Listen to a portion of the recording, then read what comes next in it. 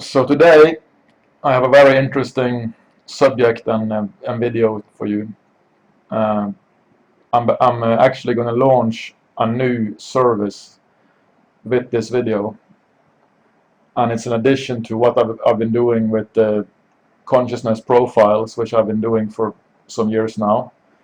And I want to add to it and add what I've called a chakra profile. And I can tell you right up front that I never believed in chakras myself until I actually had my own direct experience with them. Even when I was, into spirituality and meditation, and even had met my first enlightened teachers, I didn't really believe in the chakras in the beginning, because how could I? I had no experience, and it's not a good idea to believe in something that then you make it into a religion instead of having a direct experience. But later I got my own experiences with these energetic centers, and by now I know they are for real. And as you can see on the screen, there's a lot of numbers, and I'm going to make sense of everything and walk you through everything here, so you can understand what this is all about. So basically, I've used myself as an example because my journey started out at the bottom of the scale of consciousness at lock 50.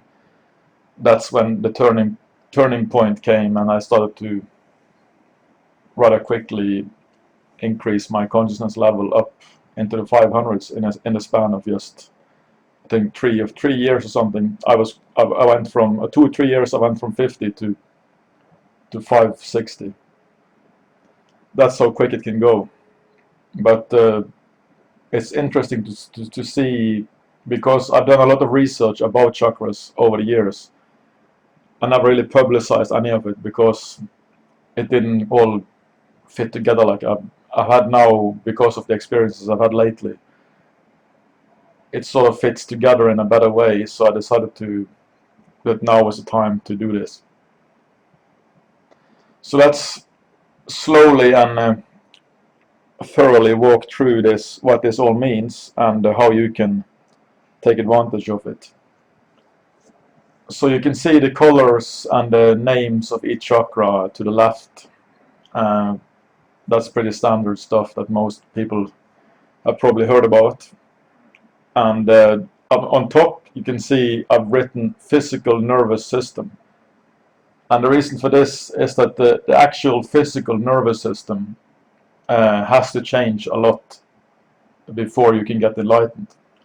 The reason for that is that you will have such an influx of energy in your body coming from the energetic levels into the physical level that you can actually burn up your whole system if you're not ready, which helps explain why it takes time to get enlightened, because your whole nervous system, the physical is the slowest to adjust, to change. You change first on energetic levels, and when I talk about energetic levels, I'm talking about the chakra system, which is the energetic body or level.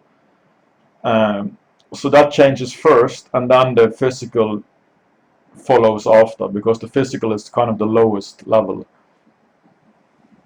So here you can see I've used myself as an example, because I've been through all the main levels up until where I am now, which is in the lower 600s, right on the borderline of non-duality. So that means I'm a pretty good example of what each level is like, if you see how it's reflected in the chakra system and also in the nervous system. And I also picked some other interesting examples of enlightened teachers and some other things that I'm going to talk about also. But I'm going to start with myself and my change and how I experienced it and how it's reflected in these numbers. So me at level of consciousness 50, which is what was the lowest level I reached before I had a turning point and everything started to change quickly. As you can see, my physical nervous system was around 30% of optimal at that level, which is not very high. And if you look at the base chakras, which is, if you look at the regular guy, I've below in the column below, I have like a regular guy, level of consciousness level 200 to 250, which is sort of an average Joe, you might say. If you look at that person first, just to have a comparison. So most human beings, regular people like that, they have decent enough openings in the three lower chakras, solar plexus, navel, and base chakra. They're pretty much functioning somewhat, at least good enough. And then they usually don't have much of a heart chakra functioning, just a little bit. A regular person will have around 15% maybe. Some will have more, some will have less. The same goes for the three lower chakras. This is just kind of an average situation. And then you have the throat chakra, which is all about expressing and creativity and these things, expressing yourself.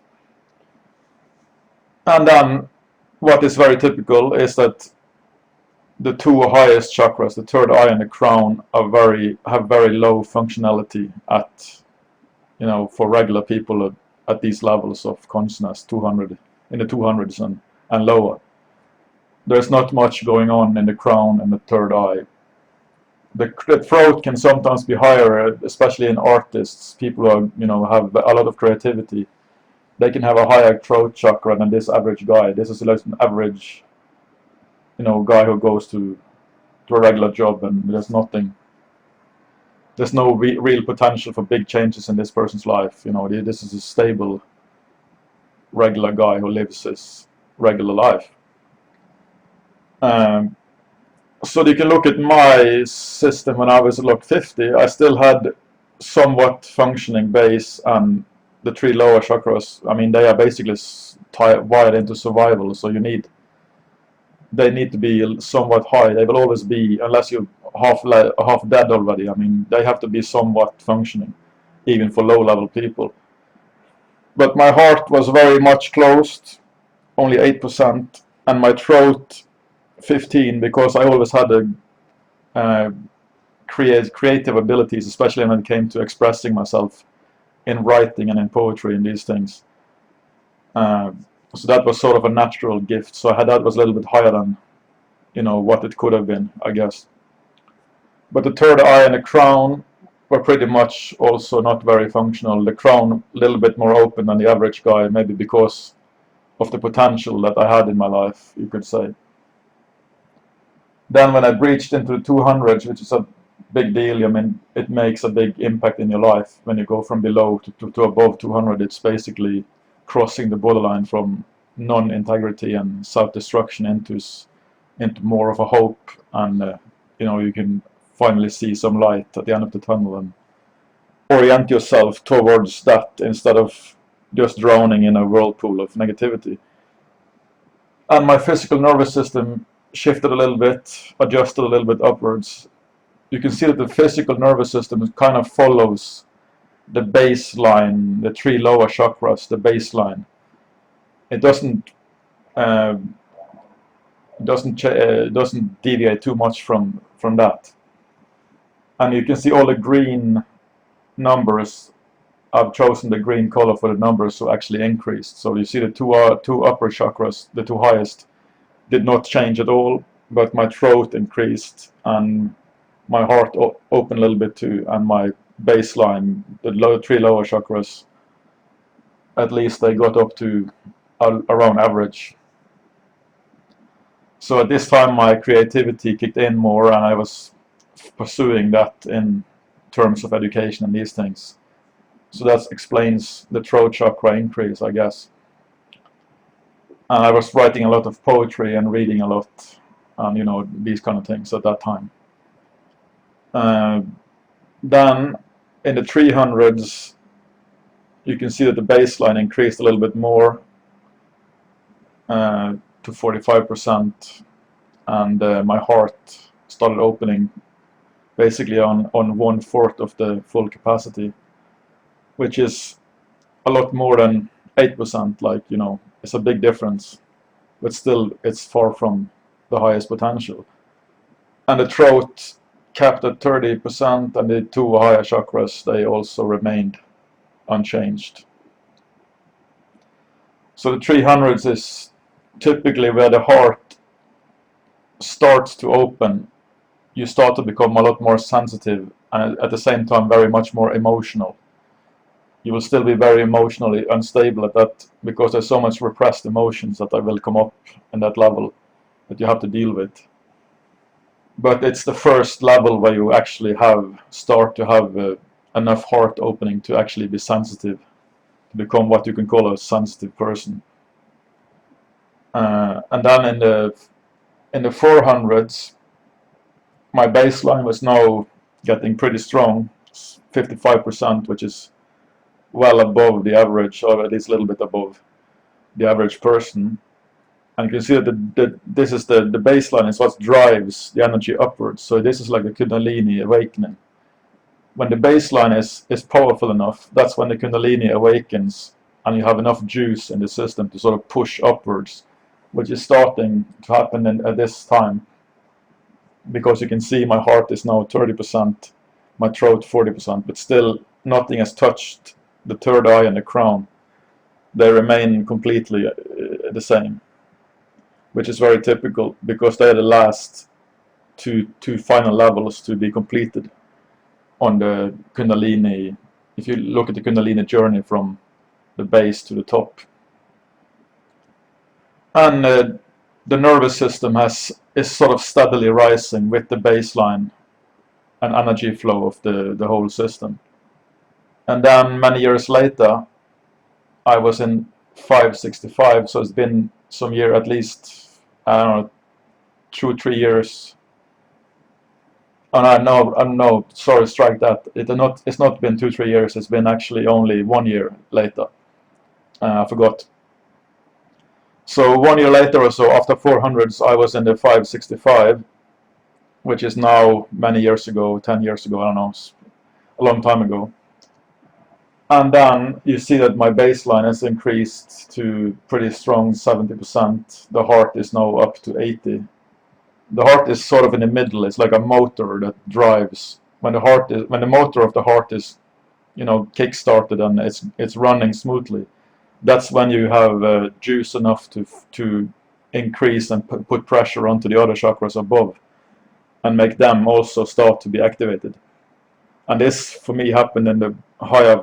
I mean, basically, it starts to happen in the 500s, especially the higher 500s, above 540. That's when you will feel this, as at least I did, and many people will probably feel the same.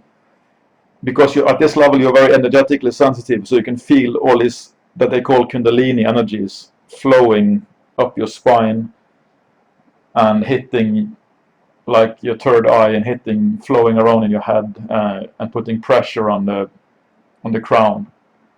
So for many years, whenever I was meditating, I would have a lot of Kundalini coming up the spine, and it sort of filled my head up. And it was almost not painful, but it was almost, at least it was annoying at some times. It was like I couldn't concentrate on anything else, because there was just pressure in my head all the time. So when I meditated, it wasn't really that enjoyable anymore, because it was just annoying feeling that pressure in your head. But they didn't know how to get it out. It just it kept building up more and more, the more Kundalini that came up, and it just didn't go anywhere. It's like stuck, or just roamed around up in my head and pushed around, and made me too self-conscious to be able to enjoy meditation, kind of. But you can see that in the higher 500s, now my nervous system is catching up, because the nervous system is the last that catches up. So the baseline is now higher than the nervous system. So because the nervous system will take time to adjust itself to the new voltage level, or new energy level, you could say. And my crown is now half open, and my third eye is starting to open. And but all this is the beginning. When I was that level, I haven't measured, because I was in that level for so many years. It probably gradually changed over time.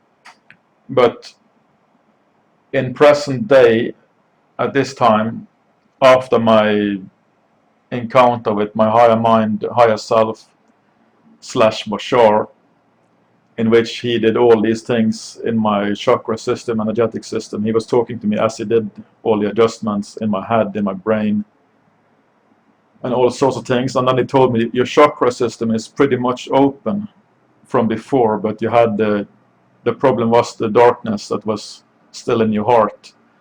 But now we cleansed that out, and everything is running smoothly. So you basically rigged for enlightenment, and you might land as high as in the 900s when you make the jump from where you are now, you know, the 630. That's basically what he told me. And I still remember the first time I opened the crown chakra, which was the blocking. That's why I had all the energetic buildup in the head, because the crown was kind of blocked.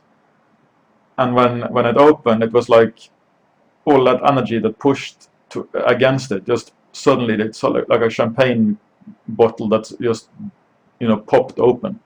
I could actually feel the top of my head pop open like a champagne cork, and just energetically, of course, not physically, but then all the energy that was trapped inside my head just flowed up and out of the crown instead of being, you know, creating all this pressure, and that really helped release. And now I can meditate on these things without having that problem, because the energy flows freely around, and, you know, in the recycling system that it is, you know, your energetic system is like a recycling system that goes out of the crown and comes down again to the root chakra, or the base, where it comes up into the system again. So it goes around and around, and, you know, that's how it works when it's fully opened. So as of now, my present level is 635, but I have an energetic opening in the 900s, and this basically means you can actually have everything. Your whole energetic system and your whole chakra system can be fully functional at a very high level, and you're still not really enlightened, not really experiencing, you know, even non-duality at this point for me, which is kind of interesting, because, you know, I mean, not everybody know that probably from before, that you can actually be fully open energetically, and still not enlightened. And why is that? Why am I not fully enlightened at this point? Because my whole system is seemingly ready. I mean, there must be a reason. And the reason, I think, is obviously it's divine timing. Your higher mind has all this planned. I mean, he knows, or she knows what, or it knows what the best timing is for it to happen, when it serves the highest purpose. And also, your energetic, or your nervous system, your physical nervous system, has to be ready for it. If it would happen prematurely, like, the system would probably, it could be very painful, like some people describe, like David Hawkins, who invented this whole scale of consciousness. I remember he talked about when he got into the higher levels, or he got enlightened, that he actually had a longer period where he felt like his whole body was being burned, or his nervous system was really painful, which could be because it was not really fully ready for it, or, you know, who knows. But I've heard other people say the same, that you can experience a painful adjustment if enlightenment comes quickly, or before the physical system is ready. So now apparently my physical nervous system is at 70% of optimal, which is still below the baseline of 80%, which I now have for my lower chakras and even my highest chakras. So I guess I'm sort of waiting for the timing to be right, and also for the nervous system to be up to speed and able to handle the massive influx of energy that will come with such a jump into those high levels. So what I'm going to offer as in terms of a service is that people can now buy, or I will upgrade my website, so people can can purchase their own chakra profile. Then you get the same as you see here. You get basically your nervous system and all your chakras. And you can then use this video and this infograph or these numbers to as a template to sort of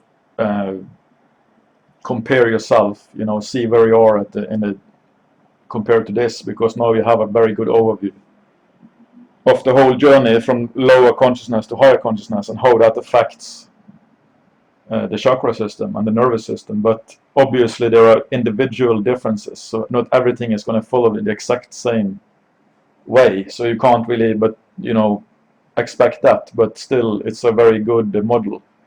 So you can also check out the people below here. We already talked about one of them, but you have Charles Manson as a good example of an interesting chakra profile, and you also have Osho, which was a mid-level enlightened teacher, you might say, and you have Ramana Maharshi, which is the gold standard of enlightenment. So you can use that also to compare and have as a template for comparison when you look at your own profile. I already talked about average Joe six-pack, look 200 to 250 here. So you can just look at those numbers again, and that's basically the average human being. But there will be many individual differences. And then I took Charles Manson in 1969, when he was, you know, on top of his game, doing his thing in the desert and having his family and all these things. And he was at lock 50, because he is a person who is oriented down the scale.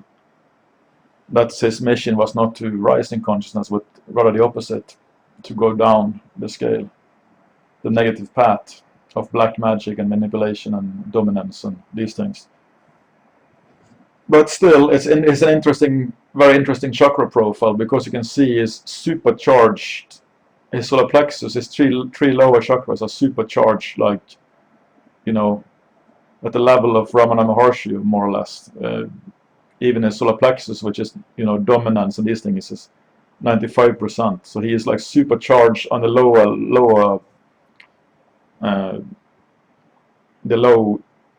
end of the spectrum, or the low end of the system, and all this energy is sort of, you know, pumping through him, but it's only coming out these lower, it's not only expressed in the lower ways, but he has a lot of energy. You can, if you look at him, you know, in videos from that time and whatnot, and the whole story about him is a guy packed with energy, but it's channeled in a very negative way, obviously, because his heart is only 5% open, which is basically as low as you can go, more or less.